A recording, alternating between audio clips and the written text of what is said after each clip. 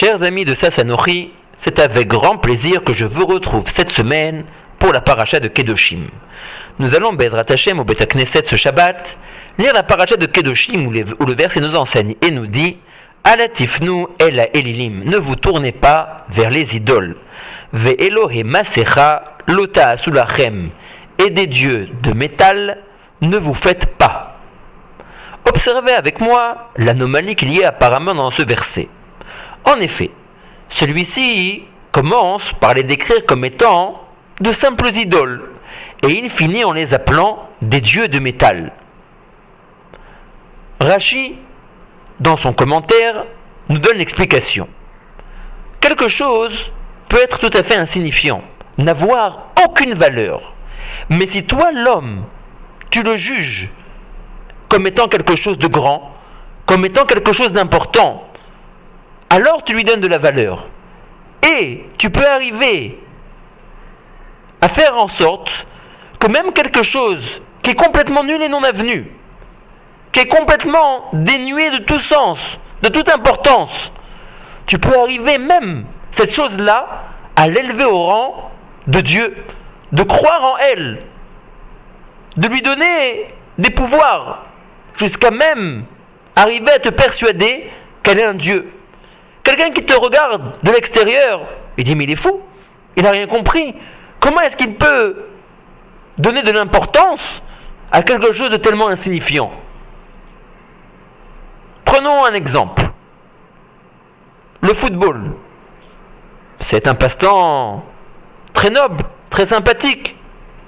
Ça permet de se détendre, de faire du sport, de se dégourdir, etc., etc.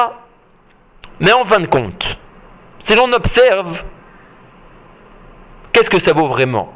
Ce n'est ni plus ni moins que plusieurs gars qui courent après un morceau de cuir. Donc en fin de compte, la valeur réelle du football, c'est quoi? C'est presque nul et non avenu. On est d'accord.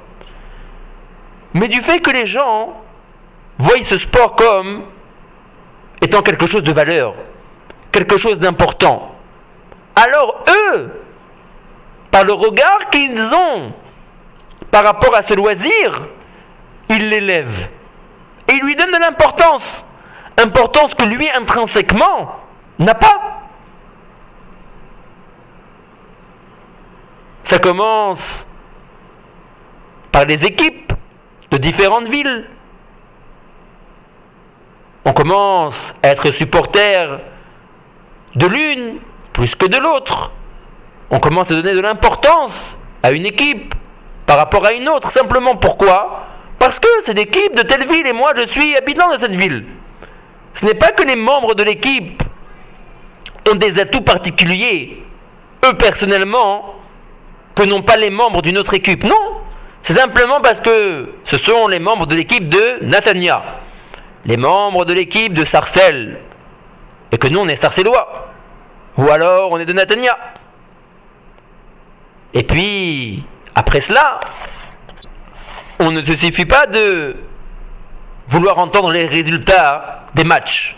On veut assister aux matchs. Mais, quoi? Tu vas prendre 1 heure de ton temps, voire plus, pour voir des gars courir après un morceau de cuir? Tu es prêt à payer ta place au stade pour ça?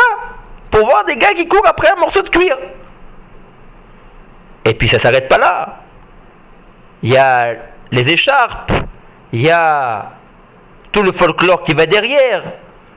Quelqu'un qui n'a pas réussi à venir jusqu'au stade, qui n'a pas eu la chance d'avoir une place, alors il est derrière sa radio, il écoute avec stress, avec hantise.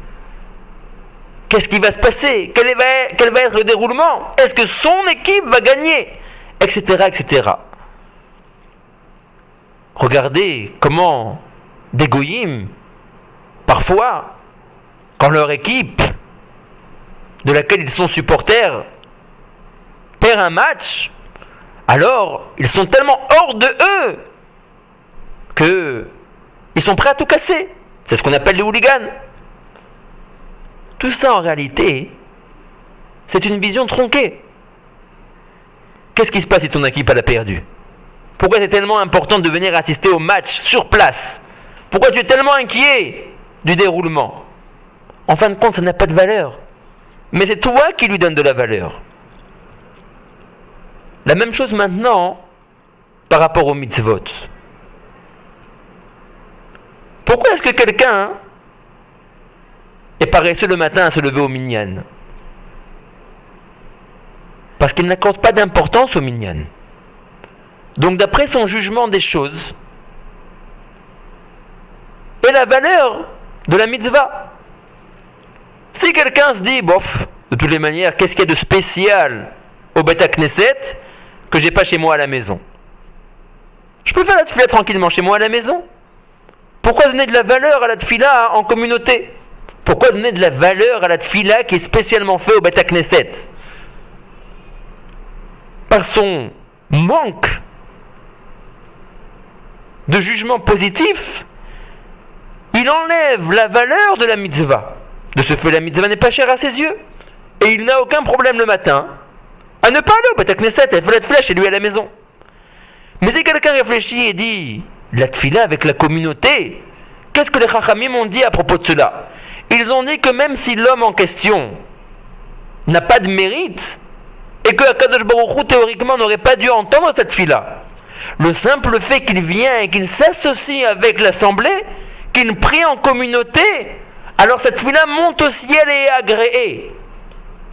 Si on va au Beth Knesset, on a le mérite d'entendre et de répondre Amen au Kaddish, Amen Yeshem Rabba, de répondre à la Gdusha.